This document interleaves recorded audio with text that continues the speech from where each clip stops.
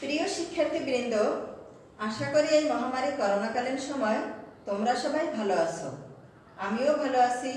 আমি কল্পনা অধিকারী, সহকারী শিক্ষিকা, বাবুরহাট মাধ্যমিক বিদ্যালয়। বাবুরহাট মাধ্যমিক বিদ্যালয়ের পক্ষ থেকে তোমাদের সবাইকে শুভেচ্ছা। আজ আমি নবম দশম শ্রেণীর বাংলা প্রথম পত্র থেকে কবি মাইকেল মধুসূদন দত্তের কপোতাক্ষ নদ কবিতাটি পড়াবো। কপোতাক্ষ নদ, দেখো আমরা সবসময় সচরাচর শুনি নদী সম্পর্কে, বলিও নদী, কিন্তু এখানে কবি কপোতাক্ষ নদ, নদ হচ্ছে একটি পুরুষবাচক শব্দ আর নদী হচ্ছে স্ত্রীবাচক শব্দ। নদের কোনো শাখা প্রশাখা নেই আর নদীর শাখা প্রশাখা রয়েছে।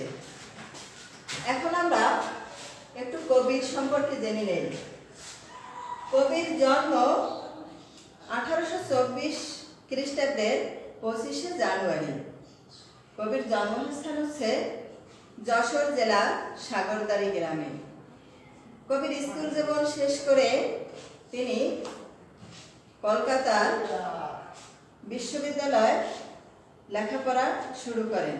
আর এখানে কলকাতার হিন্দু কলেজে ভর্তি হওয়ার পর থেকেই তার ইংরেজি সাহিত্যের প্রতি তীব্র অনুরাগ জন্মে। কবি 1842 খ্রিস্টাব্দে খ্রিস্ট ধর্মে দীক্ষিত হন। আর এই খ্রিস্ট ধর্মে দীক্ষিত হওয়ার পর তার নামের পূর্বে, মধুসূদন দত্তের নামের পূর্বে মাইকেল শব্দটি যুক্ত হয়। তখন থেকে তার নাম হয় মাইকেল মধুসূদন দত্ত। কবি পাশ্চাত্য জীবনযাপনের প্রতি তীব্র অনুরাগ এবং ইংরেজি সাহিত্যের প্রতি তার প্রবল আকর্ষণ তাকে ইংরেজি সাহিত্য রচনায় উদ্বুদ্ধ করে। কিন্তু পরবর্তীকালে তিনি যখন বিচিত্র কষ্টকর জীবনযাপন করছিলেন, তখন থেকেই তার ভুল ভাঙে যে না, আমার ইংরেজি সাহিত্যের প্রতি আমার আকর্ষণ না করে বাংলা ভাষার প্রতি অনুরাগ দেখাই এবং সেখান থেকেই তার বাংলা ভাষায় কাব্য রচনা শুরু করেন। এরপর থেকেই তিনি কবি প্রতিভার জন্য তিনি কবিতা লেখা শুরু করেন এবং তার কবি প্রতিভার বিকাশ ঘটে বাংলা সাহিত্য রচনার মধ্য থেকেই। কবির অমর কীর্তির নাম হচ্ছে মেঘনাদ বধ কাব্য। কবির অন্যান্য কাব্যগ্রন্থ তিলোত্তমা কাব্য, বীরাঙ্গনা কাব্য, ব্রজঙ্গনা কাব্য ও চতুর্দশপদী কবিতাবলী। আমাদের যে কপোতাক্ষ নদ কবিতাটি, এটাও আমাদের চতুর্দশপদী কবিতাবলী থেকে নেওয়া হয়েছে। কবির নাটক হচ্ছে কৃষ্ণকুমারী, শর্মিষ্ঠা, পদ্মাবতী। কবির এছাড়াও রয়েছে প্রহসন। প্রহসন হচ্ছে একে একে বলে সভ্যতা, বুড়ো শালিকের ঘাড়েরও। কবি অমৃতাক্ষর, তার কবিতা অমৃতাক্ষর ছন্দ এবং সনেটের প্রবর্তক। সনেট হচ্ছে একটি ইংরেজি শব্দ, যার বাংলা শব্দ হচ্ছে চতুর্দশপদী কবিতা বলে। চতুর্দশপদী কবিতা হচ্ছে 14টি লাইন থাকবে। দেখো আমাদের এখানে যে কবিতাটা আছে সেটাও 14 লাইন। 1, 2, 3, 4, 5, 6, 7, 8, 9, 10, 11, 12, 13, 14। এই 14 লাইনের কবিতা প্রত্যেকটি লাইনে 14টি করে অক্ষর থাকবে। প্রত্যেকটি লাইনে 14টি করে অক্ষর। দেখো তোমরা বাড়িতে দেখবে, আমি এক লাইন তোমাদের দেখাচ্ছি।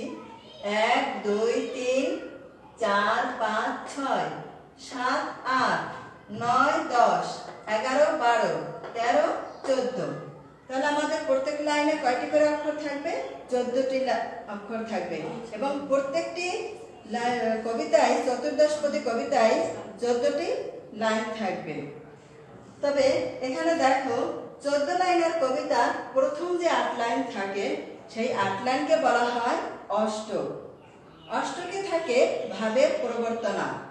আর পরবর্তী যে 6 লাইন থাকে সেই 6 লাইনকে বলা হয়, এই 6 চরণ বিশিষ্ট কবিতাকে বলা হয় ষষ্ঠক।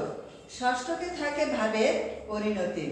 তাহলে আমরা চতুর্দশপদী কবিতা কি সেটা তো বুঝতে পারলাম, যে চতুর্দশপদী কবিতা হচ্ছে 14 লাইন বিশিষ্ট কবিতা এবং প্রথমে থাকে 8 চরণ বিশিষ্ট ভাবের প্রবর্তনা এবং শেষের 6 লাইনকে বলা হয় ষষ্ঠক ভাবের পরিণতি।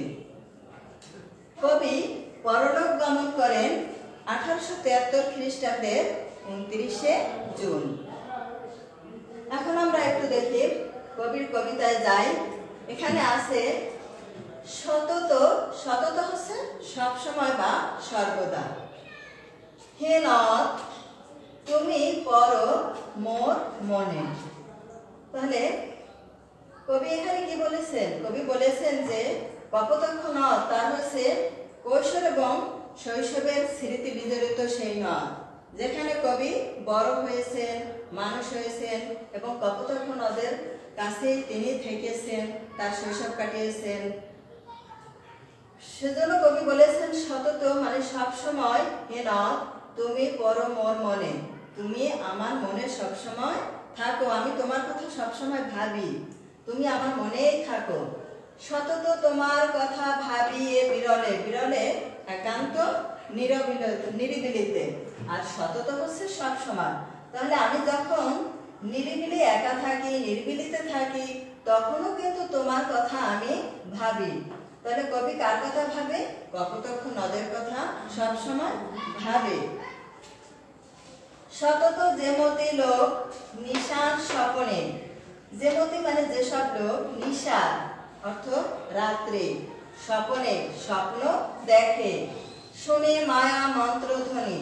তাহলে রাতে সবসময়, রাতে যেমন লোকে স্বপ্ন দেখে, তব কল কলে জুড়াইয়া কান আমি ভ্রান্তি ছলনে, আমিও সেরকম স্বপ্নের মধ্যেও সব সময় কপোতাক্ষ নদের যে কলকল শব্দ ধ্বনি সেটা আমি সব সময় শুনতে পাই।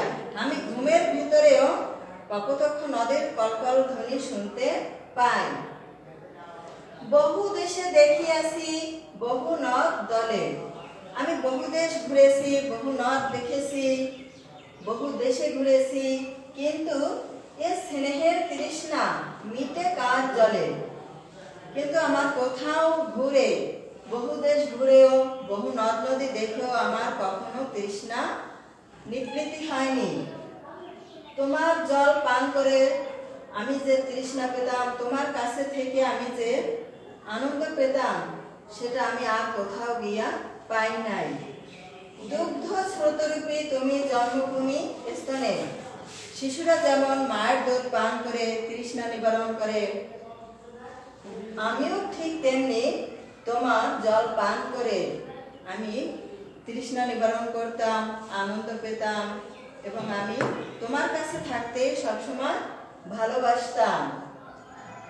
আর কি হবে দেখা যতদিন যাবে। কবি যখন ফ্রান্সে ছিলেন, ফ্রান্সে থাকা অবস্থায় তার এই নিজের দেশের কপোতাক্ষ নদের কথা মনে পড়েছিল এবং কবি ভাবছিলেন তখন যে আমি যতদিন যাইতেছে ততই কবি দুর্বল হয়ে পড়তেছেন, যে আমি আর কি কোনোদিন আমার দেশে ফিরে যেতে পারবো, আমি কি আর কখনো কপোতাক্ষ নদের কাছে ফিরে যেতে পারবো। এসব কথা ভেবে ভেবে কবি এই কপোতাক্ষ নদ কবিতাটি তৈরি করেন এবং প্রজারূপে রাজরূপ সাগরের দিতে বাড়িরূপ করো তুমি। প্রজারূপে রাজরূপ, প্রজারা যেমন রাজাদের কর দেয়, সাগরের দিতে বাড়িরূপ করো তুমি, মানে কপোতাক্ষ নদ সাগরকে সেরকম কর দেয়। এ মিনতি গাবে বঙ্গজ জনের কানে। আমি বঙ্গদত্ত বাঙালি, আমি যেরকম সবার কাছে বলতে চাই, কবি বলতে চাই যে আমি যেরকম কপোতাক্ষ নদকে পছন্দ করি, ভালোবাসি, বন্ধু ভাবি, কপোতাক্ষ নদও কি আমাকে সেরকম ভালোবাসে, বন্ধুভাবে আমাকে কাছে টেনে নেবে, আমার কথা কি তারও কি মনে পড়ে, আমাকে সে কি কাছে টেনে নেয়। শখে সখারিতে নাম তার এ প্রবাসে মজি প্রেম ভাবে লইছে যে তব নাম বঙ্গের সঙ্গীতে। কবির একটাই প্রার্থনা বঙ্গজ জনের কাছে, সবার কাছে, যে আমি যেরকম আমি আমার কপোতক্ষনাথকে কখনো ভুলতে পারি না। সেই স্মৃতি কাতরতা আমাকে বেদনা বিধুর করে। আমিও যেরকম কপোতক্ষনাথকে পছন্দ করি, কপোতক্ষনাথও যেন আমাকে সেরকম বন্ধুভাবে আমাকে কাছে টেনে নেয়, আমাকে আদর করে, আমার কথা মনে রাখে। এটা বলে কবি তার সবার কাছে মিনতি করছে যে তোমরাও তোমার দেশকে ভালোবাসো। কপোতক্ষনাথদের কাছে এটাই মিনতি যে সবার কাছে যেন জানিয়ে দেয় যে আমি আমার দেশকে ভালোবাসি। এখন দেখো, সতত হেন তুমি করো মোর মনে। কবির এই কবিতাটি হয়েছে চতুর্দশপদী কবিতা এবং অমৃতাক্ষর ছন্দ। ছন্দটা কি দেখো এখানে, মনে বিরলে। এখন আমরা একটু দেখে নেই।